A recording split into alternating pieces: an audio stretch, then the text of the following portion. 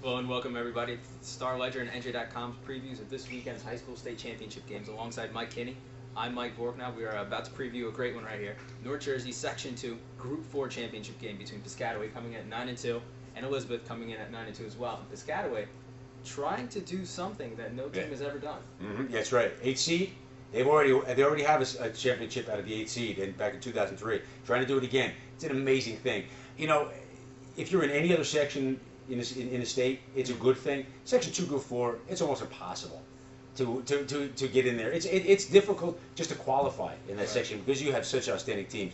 You're the 8 seed. To climb out of there twice in a decade, that's remarkable. That's tremendous by Piscataway to get there, to get to this final, let alone have a chance to win it. And Piscataway, the defending champs, they've won 7 straight games to get here.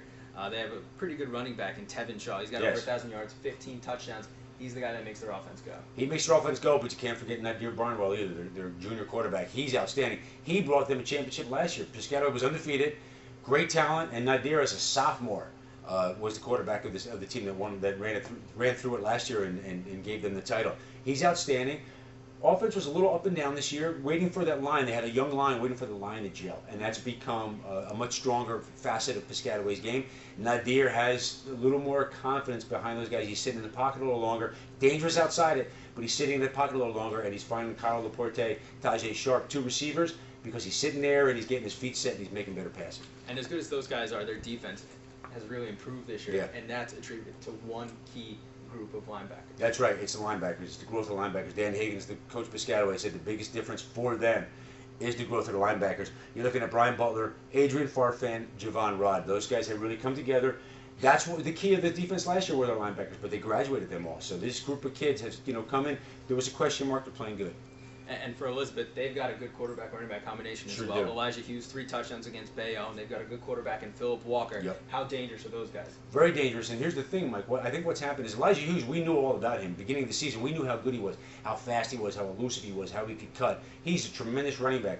But I think what's happened is that they've both learned to complement each other. I think one of the things is that Philip Walker has learned how to throw the ball because he knows the defenses are keen on Elijah. So he's learned how to use Elijah's talent to free himself up, to get some people open. And once he's done that, I think that's helped the blockers too, because they have a little more confidence that give him a little extra second, he's going to make things happen. We're going to march downfield. And I'll tell you what, John Quinn, the coach of Elizabeth, he's one of the best in the business. This guy's remarkable. Talk about Piscataway being the first team out of the 8 seed to win a championship. Well, John Quinn's trying to become the first guy to win 3 championships at 3 different schools. He's done it at Roxbury, he's done it at New Brunswick, and now he's trying to do it at Elizabeth. This guy can coach, I'm telling you.